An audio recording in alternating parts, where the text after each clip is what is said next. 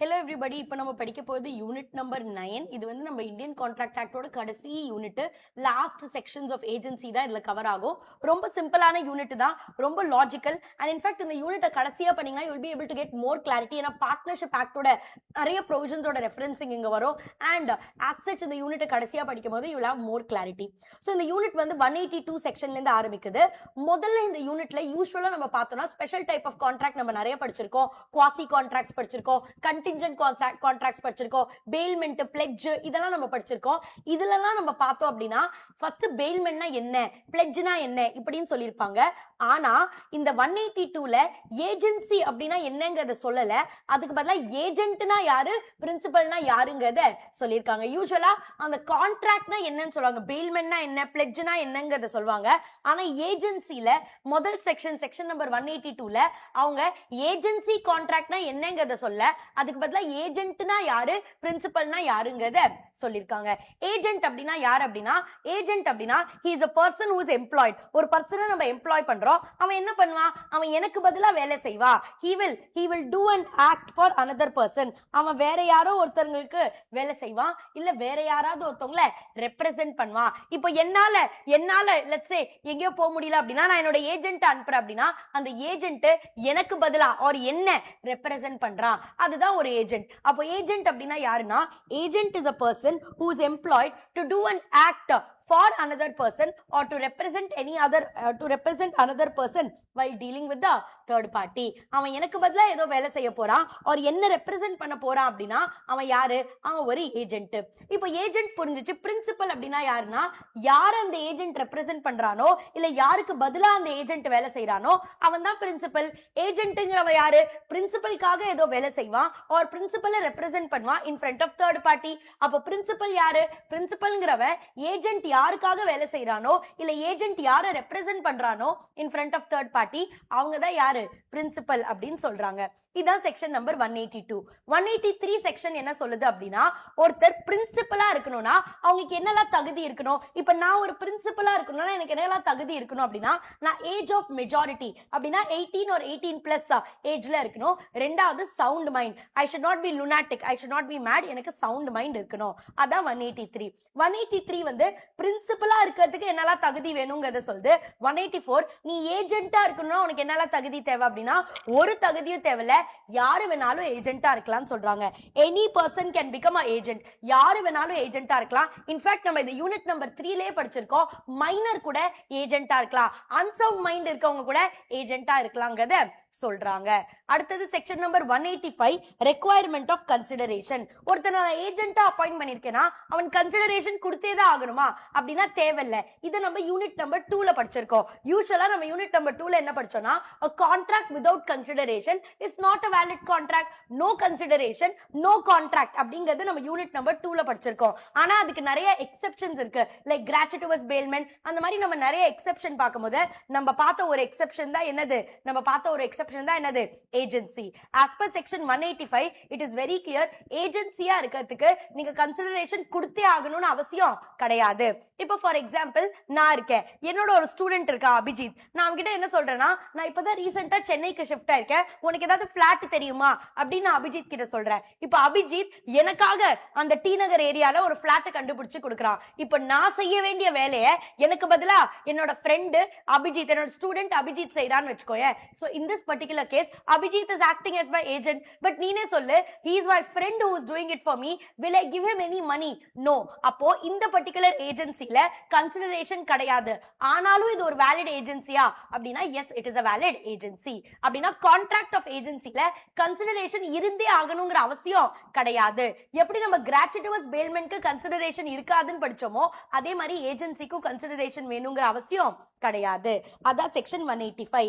அடுத்தது section 186 authority of a agent. ஒரு ஏஜென்ட்டா இப்ப நான் அபிஜித்தை என்னோட ஏஜென்ட்டா அப்பாயிண்ட் பண்றேன் அப்படின்னா அவன் எனக்கு பதிலா என்னெல்லாம் பண்ணலாங்கிறத எக்ஸ்பிரஸா நாங்க 2 பேரும் கிளியரா எழுதிருக்கலாம் or implied, it can be implied. For example, நான் ஒரு குட்டி மளிகை கடை வச்சிருக்கேன், I have a general provision store. அங்க நான் வேலை செய்வேன், அது என்னோட கடை தான். எனக்கு கீழே நான் அபிஜித்ங்கிற ஒருத்தனை அப்பாயிண்ட் பண்ணிருக்கேன். நான் இல்லாத போது அவன் கேஷ் கவுண்டர்லயும் உட்காருவான், நான் இல்லாத போது கஸ்டமர் வந்தாங்கன்னா அவன் அவங்களுக்கு பொருளும் எடுத்து கொடுப்பான், அவன் போய் மார்க்கெட்ல இருந்து காய்கறி மெட்டீரியல் எல்லாமே வாங்கிட்டு வருவான். அப்போ இங்க வருஷமா அபிஜித் என்கிட்ட வேலை செஞ்சுட்டு இருந்தா, ஓகே ஸ்லோவா நான் அவனை கேஷ் கவுண்டர்ல எப்படி உட்காரணும்னு சொல்லி கொடுத்தேன், ஸ்லோவா நான் அவனுக்கு மார்க்கெட் போய் மெட்டீரியல்ஸ் எப்படி வாங்கணும்னு சொல்லி கொடுத்தேன். சோ இங்க எனக்கும் அபிஜித்க்கும் நடுவுல ரைட்டிங்ல எதுவும் நடக்கல. நான் வரல அப்படின்னா நீ இதெல்லாம் பண்ணணும், நீ கேஷ் கவுண்டர்ல உட்காரணும், நீ மார்க்கெட்ல போய் காய்கறி வாங்கிட்டு வரணும், நீ கஸ்டமருக்கு டெலிவரி பண்ணும், இதெல்லாம் நான் எழுதல. பட் நாங்க பிசினஸ் பண்ண இம்ப்ளைடு வேலை அவன் என்னோட ஏஜென்ட்டா ஆக்ட் பண்றான், அண்ட் ஒரு ஏஜென்ட்டா அவன் இதெல்லாம் எனக்கு பதிலா பண்ணிருக்கணுங்கிறது இங்க implied. Through our actions we are entering into a agency agreement. so agency agreement கது எக்ஸ்பிரஸாவும் இருக்கலாம், ஏஜென்சி அக்ரிமெண்ட் கது இம்ப்ளைடாவும் இருக்கலாம். அதான் செக்ஷன் 186. செக்ஷன் 187 என்ன சொல்லுதுன்னா, எக்ஸ்பிரஸ் அண்ட் இம்ப்ளைட் அத்தாரிட்டி. ஒரு ஏஜென்ட்டா நீங்க இருக்கீங்கன்னா உங்களுக்கு என்ன அத்தாரிட்டி? இப்ப அபிஜித் ஏஜென்ட்டா என்ன பண்ணலாம், என்னோட மளிகை கடையில யாராவது ஒரு கஸ்டமர் வந்தாங்கன்னா அவங்களுக்கு பொருள் எடுத்து கொடுக்கலாம், யாராவது ஒரு கஸ்டமர் வந்து காசு கொடுக்குறாங்கன்னா அது கேஷ் கவுண்டர்ல போட்டு வைக்கலாம். ஆனா கேஷ் அந்த டிரால இருக்கிற கேஷை யாருக்கும் கடனா கொடுக்கறதுக்கு அபிஜித்க்கு ரைட் கிடையாது, அது அவனோட இம்ப்ளைட் அத்தாரிட்டி கிடையாது.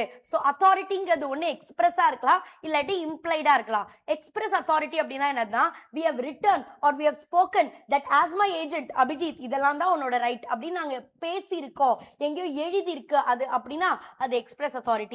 implied authority na எங்கேயுமே எழுதல, through our actions these authority Abhijit got it. Abhijit got an authority that நான் அவங்கிட்ட சொல்லல, பட் அவனே மார்க்கெட்ல ஆர்டர் பிளேஸ் பண்ணிடுவான், நாளைக்கு எவ்வளோ கூட்ஸ் வேணுங்கிறத அவனே ஆர்டர் பிளேஸ் பண்ணிடுவான் அப்படின்னா அது அவனோட implied authority. is that clear? is that absolutely clear? அதுக்கப்புறம் section 188 extent of agents authority. ஒரு ஏஜென்ட்டா ஏஜென்ட் என்னெல்லாம் பண்ணலாம், எவ்வளவு எக்ஸ்டென்ட்டுக்கு அவன் எனக்கு பதிலா ஆக்ட் பண்ணலாம் அப்படின்னா, where agent is employed to do an act, an agent who has authority to perform an act also has the authority to perform every lawful thing for carrying out that act. அப்படின்னா என்னது ma'am அப்படின்னா, very simple. இப்போ நான் அபிஜித் கிட்ட என்ன சொல்றேன்னா, நீ தான் என்னோட ஏஜென்ட், நீ தான் எனக்கு கிளாஸ் ரூம்ல இதோ இந்த சாஃப்ட்வேரை செட்டப் பண்ணி கொடுக்கணும், இப்போ இந்த சாஃப்ட்வேரை செட்டப் பண்ணி கொடுக்கணும், தட் இஸ் இதை டவுன்லோட் பண்ணி இதெல்லாம் ரெடி பண்ணி கொடுக்கணும் நான் அவனுக்கு சொல்றேன். அப்போ ஒரு மைக் ஒர்க் ஆகல, அபிஜித் போய் என்ன பண்றான், மார்க்கெட்ல இருந்து ஒரு மைக்கை வாங்கிட்டு வரான். இப்போ நான் லேட்டரா வந்து அபிஜித் கிட்ட கேட்க முடியாது, நீ எப்படி என் பர்மிஷன் கேட்காம மைக்க வாங்கின? நோ, பிகாஸ் நீ அவனை இந்த செட்டப்பை ரெடி பண்ணணும்னு சொல்லியிருக்க அப்படின்னா அதுக்கு மைக்குங்கிறது தேவை, அது இல்லைன்னா அவன் வாங்க தான் செய்வான். So this authority does a agent have? yes. அப்போ ஏஜென்ட்டோட அத்தாரிட்டி என்ன அப்படின்னா, நீங்க ஆஸ் a பிரின்சிபல் அவனுக்கு என்ன பண்றதுக்கு சொல்லியிருக்கீங்களோ அதை பண்றதுக்கு என்னெல்லாம் தேவையோ அதெல்லாம் ஒரு ஏஜென்ட் வந்து கேன் டு இட். இப்போ நான் அபிஜித் கிட்ட என்ன சொன்னேன், எனக்கு இந்த செட்டப்பை ரெடி பண்ணி கொடுன்னு சொன்னேன், இந்த செட்டப்புக்கு மைக்கு தேவை, மைக்ல பேட்டரி இல்ல, பேட்டரி வாங்கி தானே ஆகணும். சோ நான் அவங்கிட்ட ஸ்பெசிஃபிக்கா நீ பேட்டரி வாங்கி போடணும்னு சொல்ல, ஆனா இந்த செட்டப்பை நீ எனக்கு ரெடி பண்ணி கொடுனா அதுக்கு டெஃபினட்டா மைக் தேவை, மைக்கு கண்டிப்பா battery will be there, right? அடுத்தது, வேற agent is employed to carry on a business. நான் என்னோட பிசினஸே யாருக்கோ எடுத்து கொடுத்துட்டேன் அப்படின்னா அவங்க அப்ப என்ன பண்ணலாம், அந்த பிசினஸ்க்காக என்னெல்லாம் தேவை, இப்போ ஃபார் எக்ஸாம்பிள் நான் என்னோட கோச்சிங் பிசினஸ் வேற யாருக்கோ கொடுத்துட்டேன்னா அந்த கோச்சிங் பிசினஸ்க்காக என்னெல்லாம் தேவை, கிளாஸ் ரூம் செட்டப் பண்ணணும், லெட்ஸ் சே அதுக்கு ஏதோ சாஃப்ட்வேர் வேணும் கிளாஸஸ் அனுப்புறதுக்கு, ஆர் அதே மாதிரி அதுக்கு புக்ஸ் பிரிண்டிங் பண்ணும், இதெல்லாம் அந்த ஏஜென்ட் பண்ணலாம். பிகாஸ் நான் கொடுத்த வேலை ஆஸ் a ஏஜென்ட், அவனோட வேலை என்னோட கோச்சிங்கோட பிசினஸ் நடத்துறது, அதுக்கு அவனுக்கு இதெல்லாம் தேவையா? S. so that is within his authority and he can do it. அதான் 188. அதுக்கப்புறம் 189 என்ன சொல்லுதுன்னா, agents authority in case of an emergency. இது நம்ம ஏற்கனவே வந்து பார்ட்னர்ஷிப்லயே படிச்சிருக்கோம். பார்ட்னர்ஷிப்லயும் each partner is each other's principal and agent. And அங்கே நான் என்ன சொல்றேன்னா, ஒரு பார்ட்னர் குட் ஃபெய்த்ல ஆர்டினரி ப்ரூடன்ஸ்ல ஏதோ செஞ்சா அப்படின்னா then it will be valid. for example, நான் அபிஜித்தை என்னோட ப்ரொவிஷன் ஸ்டோருக்கு ஒரு ஏஜென்ட்டா அப்பாயிண்ட் பண்ணிட்டு நான் போயிடுறேன். ஓகே, நான் ஒரு ட்ரிப்புக்கு போயிடுறேன். அபிஜித்க்கு என்ன தெரிய வருதுன்னா, இங்க இருக்கிற அரிசி எல்லாம் ஒரு இங்க இருக்கிற நிறைய பிஸ்கெட்ஸ் எல்லாம் இன்னும் 3 மாசத்துல எக்ஸ்பயர் ஆக போகுது, இப்போ அவன் விற்கல அப்படின்னா இது எக்ஸ்பயர் ஆகி வேஸ்ட் ஆயிடும். ஸோ அவன் என்கிட்ட கேட்காம பிரைஸை குறைச்சி மார்க்கெட்ல அதை வித்துட்டான். இப்போ என்னால திரும்பி வந்து கேட்க முடியாது, நீ எப்படி, நான் தானே பிரின்சிபல், நீ எப்படி என்கிட்ட கேட்காம வித்த? No, because as a man of ordinary prudence இன்னும் 1 மாசத்துலயோ 3 மாசத்துலயோ அந்த ப்ராடக்ட் எக்ஸ்பயர் ஆக போகுது, இப்போ வித்தாதான் அந்த கஸ்டமர்ஸ் அட்லீஸ்ட் வாங்குவாங்க. அப்படி கஸ்டமர்ஸ் வாங்கலனா இது லாஸா போயிடும். So as a man of ordinary prudence அவங்க என்ன பண்ணுவாங்க, அவங்க அந்த ஸ்டாக்கை கிளியர் பண்ண ட்ரை பண்ணுவாங்க. அதே தானே அபிஜித் அதை ஏஜென்ட்டாவும் பண்ணிருக்கா. சோ அவன் எமர்ஜென்சில as a man of ordinary prudence act பண்ணிருக்கா அப்படின்னா it is valid. it is valid.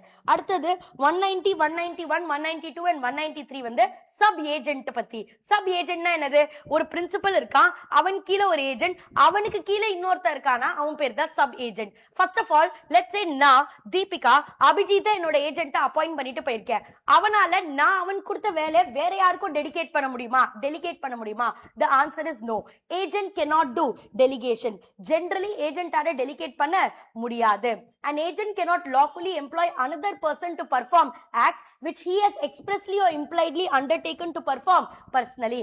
அவன்தான் perform பண்றேன்னு சொன்னா நான் அவனை தான் ஏஜென்ட்டா அப்பாயிண்ட் பண்ண, அவனால அந்த வேலையை வேற யாருக்கும் கொடுக்க முடியாது. Until we have agreed, I and Abhijit have agreed that he will appoint a sub agent. இப்போ நான் என்ன பண்றேன்னா என்னோட கிளாஸ் ரூமுக்கு அபிஜித்தை ஒரு ஏஜென்ட் அப்பாயிண்ட் பண்றேன். ஆனா நான் அபிஜித் கிட்ட என்ன சொன்னேன்னா ஒரு 100-200 ஸ்டூடெண்ட்ஸ் வரைக்கும் உன்னாலே தனியா சமாளிச்சிட முடியும், ஆனா அதுக்கு மேல வந்துட்டாங்கன்னா உன்னால சமாளிக்க முடியாது. சோ அதுக்கு நீ என்ன பண்ணிக்கோ, உனக்கு கீழே ஒரு ஆள் போட்டுக்கோ அப்படின்னா இங்க நான் அபிஜித்க்கு அத்தாரிட்டி கொடுத்திருக்கேன் that he can appoint a sub agent. அப்போ he can do it. But generally ஒரு பிரின்சிபல் ஒரு ஏஜென்ட் அப்பாயிண்ட் பண்ணிருக்காங்கன்னா அந்த ஏஜென்ட்டால அவனோட வேலையை வேற யாருக்கும் டெடிகேட் பண்ண முடியாது. ஏன்னா நான் அபிஜித் அதை பண்ணுவாங்கிறதுக்காக தான் அவனை ஏஜென்ட்டா அப்பாயிண்ட் பண்ணிருக்கேன், நீ அதை வேற யாருக்கும் டெலிகேட் பண்ண கூடாது. Until we decide to appoint a sub agent or and நம்மளோட பிசினஸ்ல ஆர்டினரியாவே sub agents அப்பாயிண்ட் பண்ணுவோம், or the nature of agency requires that sub agent இருந்தா தான் வேலை பண்ண முடியும். அப்படின்னா நீங்க சப் ஏஜென்ட் அப்பாயிண்ட் பண்ணிக்கலாம், இல்லாட்டி ஜெனரலா சப் ஏஜென்ட் வந்து கிடையாது. அடுத்தது section 191 which is definition of a sub agent. Sub agent அப்படின்னா யார் அப்படின்னா sub agent is a person who is employed by and acts under the control of the agent. எப்படி ஏஜென்ட் வந்து பிரின்சிபலுக்கு கீழே வேலை செய்வானோ சப் ஏஜென்ட் வந்து ஏஜென்ட்டுக்கு கீழே வேலை செய்வான். ரைட்? And அடுத்தது section number 192 position where sub agent is properly appointed. In case sub agent நம்ம ப்ராப்பரா அப்பாயிண்ட் பண்ணிருக்கோம், அபிஜித் என்கிட்ட கேட்டா மேம் 200 ஸ்டூடெண்ட்ஸ்க்கு மேல ஆயிட்டாங்க, என்னால தனியா ஹேண்டில் பண்ண முடியாது, நான் வேணா எனக்கு கீழே ஒரு ஆள் போட்டுக்கவா? I told yes. So your sub agent is appointed properly அப்படின்னா who will be responsible for whom அப்படின்னா principal, agent, sub agent அப்படின்னு இருக்கா. அப்ப sub agent will be answerable to agent will be answerable to principal. Right? அதான் இங்க எழுதிருக்கு. Principal is bound to the third party. Obviously principal will answer the third party or the outsiders. The agent is responsible to the principal, the sub agent is responsible to the agent, and the sub agent is not responsible to the principal. அப்படினா sub agent is not answerable to the principal, sub agent is answerable to agent, agent is answerable to principal, and principal has to respond to the third party. But இதுவே என்கிட்ட கேட்காம 193 192 என்ன சொல்றதுன்னா if sub agent is appointed properly then sub agent is answerable to agent, agent is answerable to principal, principal is answerable to third party.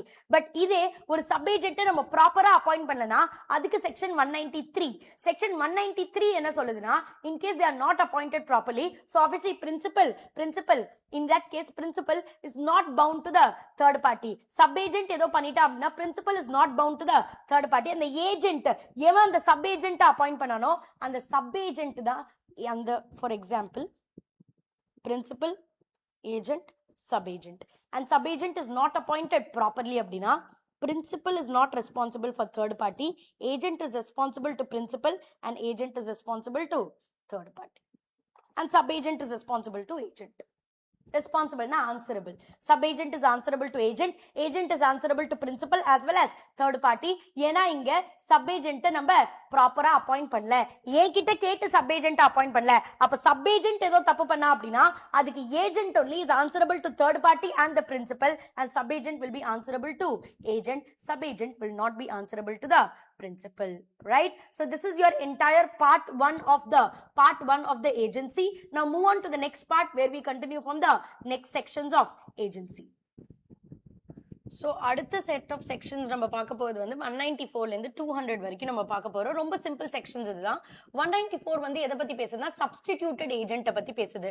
Substituted ஏஜென்ட்னா என்ன? நம்ம இப்பதான் sub agent படிச்சுட்டு வந்து சப்ஸ்டிடியூட்டட் ஏஜென்ட்னா இப்போ ஃபார் எக்ஸாம்பிள் நான் சென்னைக்கு ஷிஃப்ட் ஆயிக்கேன்னு வச்சுக்கோ, எனக்கு ஒரு வீடு கண்டுபிடிக்கணும். ஸோ எனக்கு இந்த சென்னையில யாருமே தெரியாது, I have only one friend Abhijit. இப்போ நான் அபிஜித் கிட்ட என்ன சொல்றேன்னா நீ வந்து எனக்கு நல்ல யாராவது புரோக்கர் கண்டுபிடிச்சு கூட who can find a house for me. So இங்க I am appointing DT is appointing Abhijit as a agent. ஆனா இந்த ஏஜென்ட்டோட வேலை என்ன? ஒரு நல்ல ஏஜென்ட்டை கண்டுபிடிக்கணும். அப்போ அப்போ அபிஜித்தை வந்து நான் அவனை வந்து நீ எனக்கு வீடு கண்டுபிடிச்சு கொடுன்னு சொல்ல, அவனை ஒரு ஆளை ஒரு ஏஜென்ட்டை கண்டுபிடிச்சு கொடுக்க சொல்றேன். who can help me find a house. let's say Abhijit வந்து சாஹில்னு ஒருத்தனை கண்டுபிடிச்சிடுறான் அப்படின்னா அபிஜித் என்ன சொல்லுவான், மேம் நான் சாஹில்னு ஒருத்தரை கண்டுபிடிச்சிருக்கேன், டி நகர் ஏரியால அவனுக்கு நல்ல ஹவுசஸ் எல்லாம் தெரியுமா, he will show it to you அப்படின்னு அபிஜித் சொல்றானா, I will call Sahil and tell that இங்க பாருங்க அபிஜித்னு ஒருத்தவங்க எனக்கு உங்களோட நம்பர் கொடுத்தாங்க, he spoke to you, I hope I want to find a house in T Nagar. So இங்க பார்த்தனா அபிஜித்தோட வேலை எங்க முடியுது, சாஹில கண்டுபிடிக்கிறது வரைக்கும் தான் அபிஜித்தோட வேலை. his work gets over there. the moment Sahil is found, Abhijit is substituted by Sahil. அப்ப substituting agent, a substituted agent na அப்படினா என்னது அப்படினா, where an agent has express or implied authority to name another person. இங்க நான் அபிஜித்தை எனக்கு வீடு கண்டுபிடிச்சு கொடுன்னு சொல்லல, I told him that you find another person who will help me find the house. right, so that is known as a substituted agent. section 195 என்ன சொல்லுனா, agent's duty in selecting substituted agent. ஒரு substituted agent select பண்ணும்போது அபிஜித் எந்த விஷயத்தெல்லாம் மைண்ட்ல வச்சுக்கணும்னா, அவனுக்கு அவன் ஒரு agent select பண்ணானா எப்படி செலக்ட் பண்ணிருப்பான், அவனுக்கு என்னெல்லாம் குவாலிட்டி இருந்திருக்கோ, அவனுக்கு எக்ஸ்பீரியன்ஸ் இருக்கணும், இதுக்கு முன்னாடி அவன் நல்ல ஏரியால யாருக்காச்சும் வீடு காட்டி கொடுத்திருக்கானா, ஏதாவது நல்ல ரெஃபரன்ஸ் இருக்கா, கூகுள் ரிவ்யூஸ் நல்லா இருக்கா, அந்த மாதிரி அவன் பாப்பால, அதே தான் அவன் எனக்கும் பார்க்கணும்.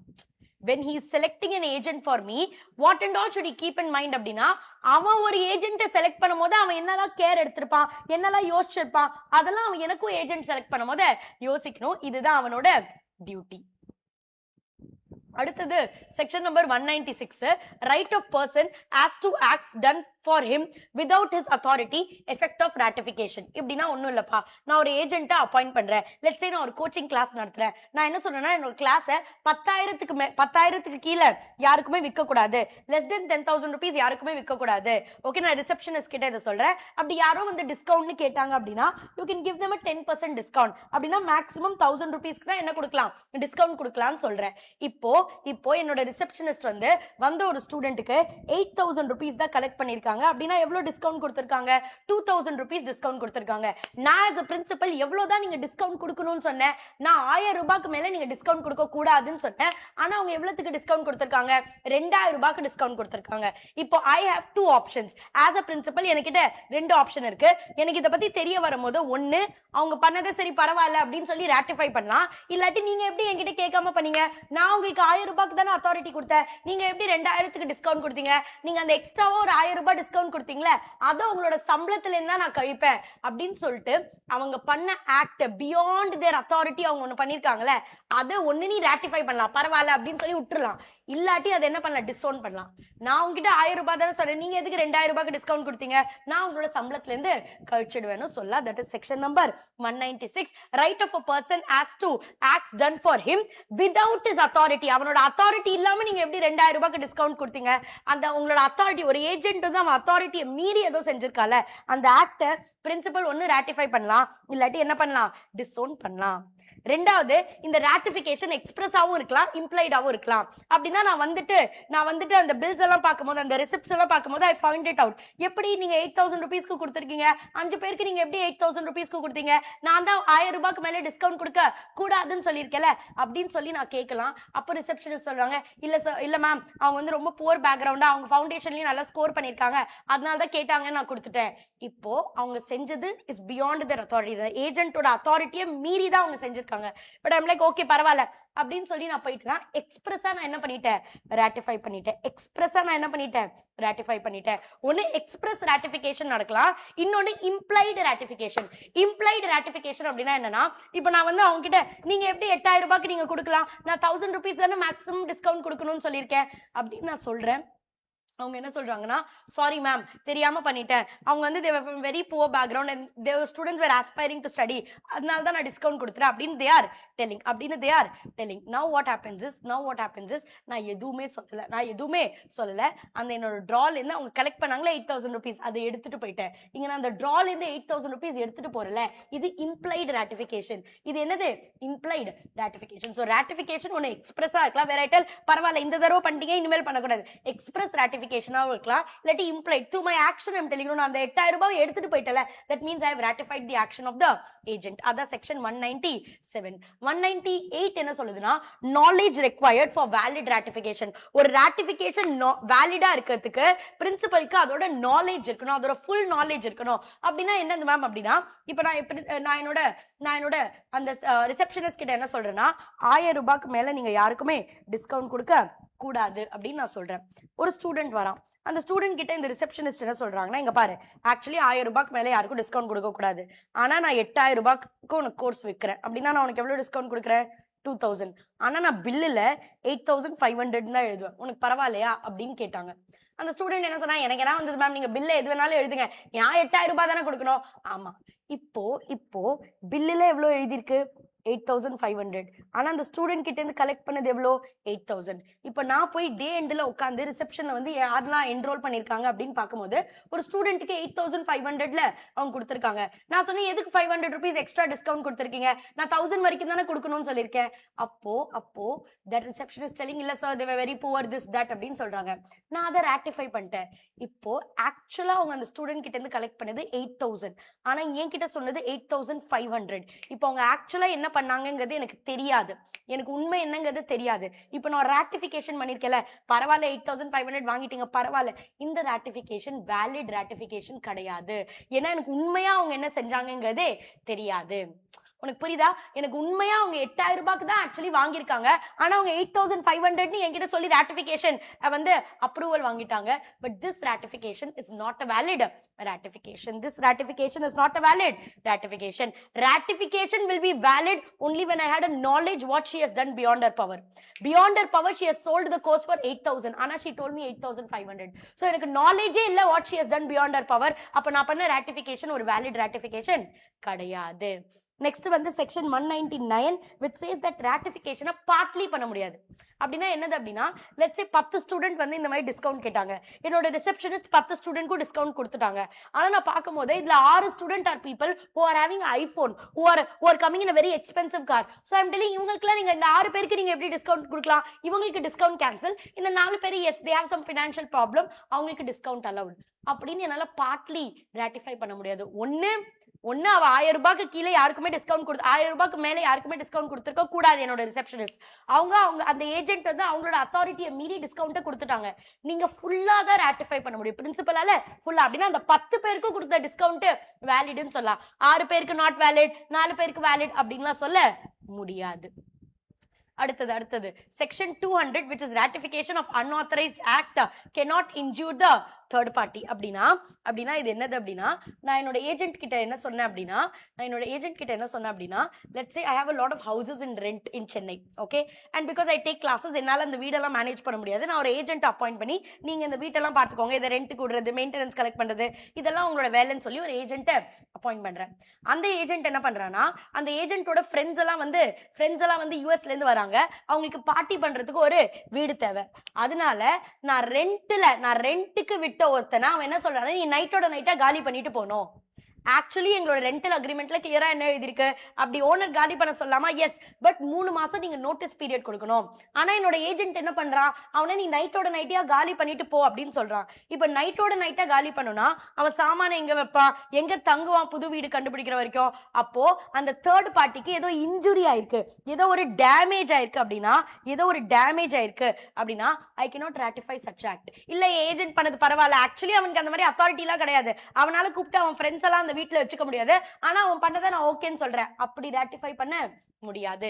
பிரின்சிபலால ஏஜென்ட் பண்ண எதையோ ஒரு ராட்டிஃபை பண்ண முடியாது இஃப் அந்த ஏஜென்ட்டோட ஆக்ட்னால தேர்ட் பார்ட்டிக்கு இன்ஜுரி ஆயிருக்கு.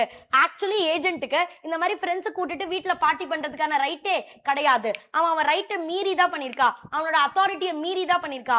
ஆனா பிரின்சிபலால இதை ராட்டிஃபை பண்ண முடியாது, ஏன்னா இதனால ஒரு தேர்ட் பார்ட்டிக்கு இன்ஜுரி ஆகுது. அங்க என்ன டெனன்ட் நைட்டோட நைட்டா வீட்டை விட்டு வெளில போகணும்னா அவர் தங்குறதுக்கு தனி செலவு, அதை தவிர அவர் புது வீடு கண்டுபிடிக்கிறது டைம், சோ இதெல்லாம் அவருக்கு வேஸ்ட் ஆகிறதுனால he can ask for a compensation. and ஒரு பிரின்சிபலால ஒரு ஏஜென்ட்டோட ஆக்டிவிட்டியை ராட்டிஃபை பண்ண முடியாது if because of that activity third party was injured. Is that clear? So section number 194 and 195 is about substituted agent. Section number 196 ல இருந்து 200 வரைக்கும் ratification பத்தி. Agent ஏதோ அவனோட authority மீறி பண்ணிடுறா, அதை என்னால ratify பண்ண முடியுமா முடியாதா, அதுதான் வந்து 196 ல இருந்து 200 வரைக்கும். Let's move on to the next bunch of sections. So அடுத்தது நம்ம பார்க்க போகிறது வந்து 201 ல இருந்து 210 வரைக்கும். So 201 ல இருந்து 210 except 209 talks about termination of an agent. இப்போ ஏஜென்சிங்கிறது ஒரு கான்ட்ராக்ட் தானே, ஒரு பிரின்சிபல் இருக்கா, அவன் இன்னொருத்தனை என்னோட ஏஜென்ட் நீந்தா அப்படின்னு சொல்லி அப்பாயிண்ட் பண்ணிருக்கான். அப்போ இந்த பிரின்சிபலால இந்த ஏஜென்ட்டை ரிமூவ் பண்ண முடியுமா, இல்ல இந்த ஏஜென்ட்டால எனக்கு இனிமேல உங்களுக்கு கீழே வேலை செய்ய வேணாம் அப்படின்னு சொல்லி போக முடியுமானா எஸ் எஸ். இந்த ஏஜென்சிங்கிற அரேஞ்ச்மெண்ட்டை நம்ம டெர்மினேட் பண்ணலாமா அப்படின்னா எஸ் டெர்மினேட் பண்ணலாம். இதை எப்படி எல்லாம் டெர்மினேட் பண்ண முடியும்னா பிரின்சிபல் என்ன சொல்றான், ஹே லிசன் ஏஜென்ட், இனிமேல் நீ என்னோட ஏஜென்ட் கிடையாது. The principal can revoke the agent's authority. நான் அபிஜித்தை என்னோட ஏஜென்ட்டா வச்சிருக்கேன், பட் இனிமேல் எனக்கு அவனோட வேலை செய்ய வேணாம். So I'm telling Abhijit, you are no more my agent. The principal is revoking the agent's authority. ரெண்டாவது ஏஜென்ட்டே வந்து என்ன சொல்றான், உங்களுக்கு கீழலாம் என்னால வேலை செய்ய முடியாது, உங்களை மாதிரி ஒரு பிரின்சிபலுக்கு கீழலாம் என்னால வேலை செய்ய முடியாது. The agent himself renounces the agency. ஏஜென்ட்டே என்ன சொல்றான், எனக்கு இனிமேல் ஏஜென்ட்டா இருக்க வேணாம். அது ரெண்டாவது, in which agency can be terminated. மூணாவது, the business of agency is completed. நான் வந்து அபிஜித்தை எதுக்கு அப்பாயிண்ட் பண்ணனா, எனக்கு ஒரு வீடு டி நகர்ல இருக்கு, அதை வித்து கொடுக்கணும், அதை விக்கிறதுக்கு நான் அவனை ஒரு ஏஜென்ட்டா அப்பாயிண்ட் பண்ணேன். வீடை வித்தாட்டி வீடை வித்தாச்சி the agency comes to an end. வீடை வித்தாச்சி the agency comes to an end. மூணாவது, either the principal or agent dies. இந்த கான்ட்ராக்ட்ல ரெண்டு பார்ட்டிடா இருக்கும், ஒருத்தர் பிரின்சிபல் இன்னொருத்தர் ஏஜென்ட். எங்க ரெண்டு பேர்ல யாராவது ஒருத்தவங்களுக்கு ஏதாவது ஒன்று ஆயிடுச்சுன்னா what will happen, automatically the agency will come to an end.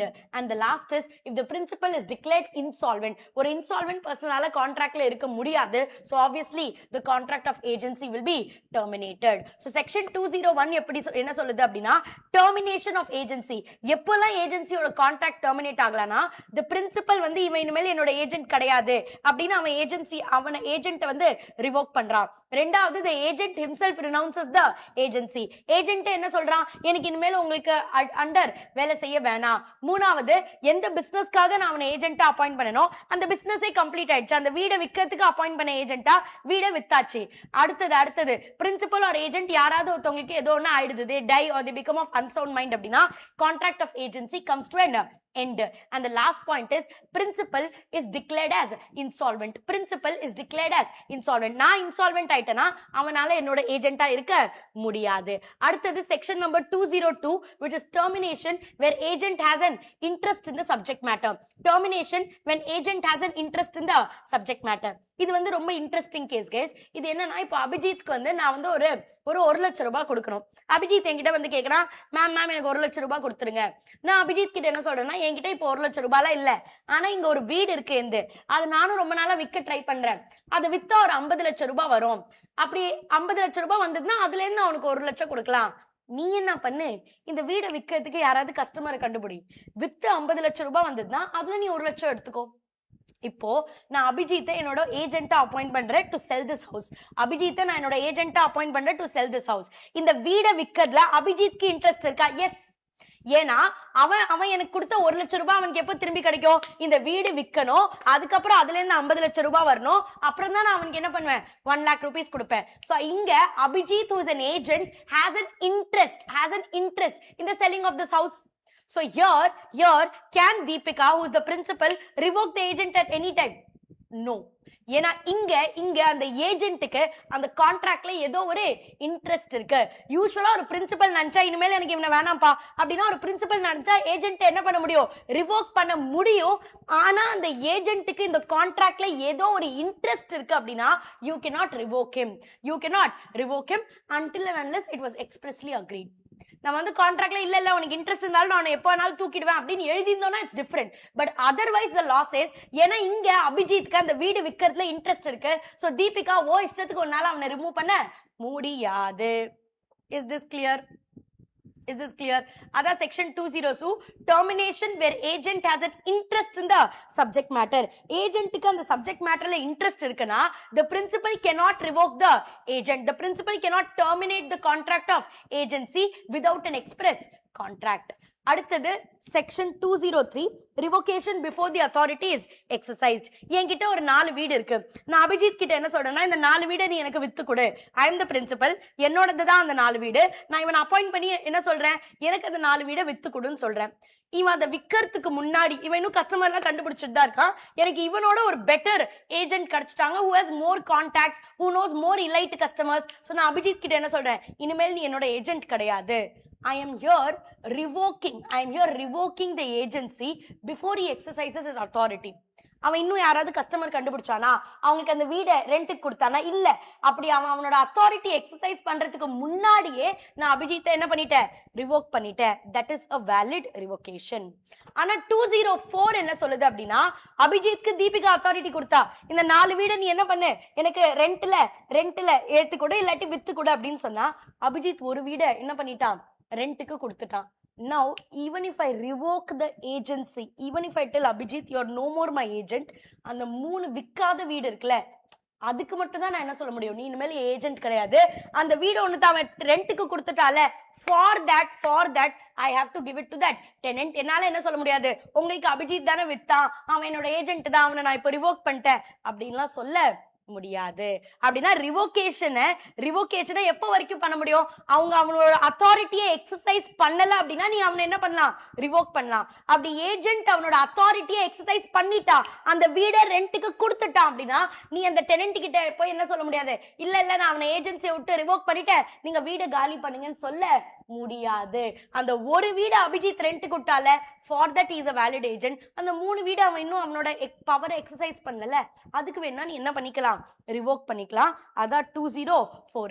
Revocation after authority is partly exercise. Here நான் அவனுக்கு 4 வீடு கொடுத்தேன், ஒரு வீட்ல அவன் ஏற்கனவே அத்தாரிட்டி எக்ஸசைஸ் பண்ணிட்டான், அதுல ஏஜென்சியை ரிவோக் பண்ண முடியாது.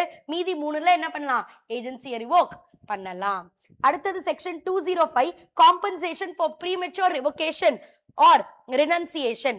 அப்படின்னா என்னதுன்னா, நான் அபிஜித்தை ஏஜென்ட்டா அப்பாயிண்ட் பண்ணி என்ன சொன்னா, 5 வருஷத்துக்கு எனக்கு நீந்தா ஏஜென்ட், 5 வருஷத்துக்கு எனக்கு நீந்தா ஏஜென்ட். அவனும் ரொம்ப ஜாலியா இருக்கா. ஏன்னா 5 வருஷத்துக்கு அவன் வேற வேலை தேட தேவையில்ல, செக்யூர் இன்கம் வந்துடும். அந்த மாதிரி 5 வருஷத்துக்கு நான் அவனை ஏஜென்ட்டா வச்சுக்கிறேன்னு சொல்லிட்டு நான் அபிஜித்தை அப்பாயிண்ட் பண்ணேன். 1 மாசம் கழிச்சு நான் அவனை ரிவோக் பண்றேன். இது பேரு ப்ரீமெச்சூர் ரிவோகேஷன். ஏன்னா நான் அவனை 5 வருஷத்துக்கு ஏஜென்ட்டா வச்சிருக்கேன்னு சொன்னேன், but I am revoking him before that. அப்படின்னா it's a premature revocation. Premature revocation நீங்க பண்றீங்க அப்படின்னா அபிஜித்க்கு நான் காம்பன்சேஷன் கொடுத்து ஆகணும். ஏன்னா அவன் என்ன நம்பி என்ன நினைச்சிருப்பான், 5 வருஷத்துக்கு பிரச்சனை இல்ல, வீடு இருக்கு, சாப்பாடு இருக்கு, சேலரி வந்துடும் அப்படின்னு அவன் நினைச்சிருப்பான். ப்ரீமெச்சூரா நான் அந்த ஏஜென்சி கான்ட்ராக்டை ரிவோக் பண்றேன் அப்படின்னா டைம் வாஸ் ஃபிக்ஸ்டு. 5 வருஷம் வரைக்கும் அவன் தான் என்னோட ஏஜென்ட்டா இருப்பான். Time was fixed. ப்ரீமெச்சூரா நான் ரிவோக் பண்றேன்னா I have to give him compensation.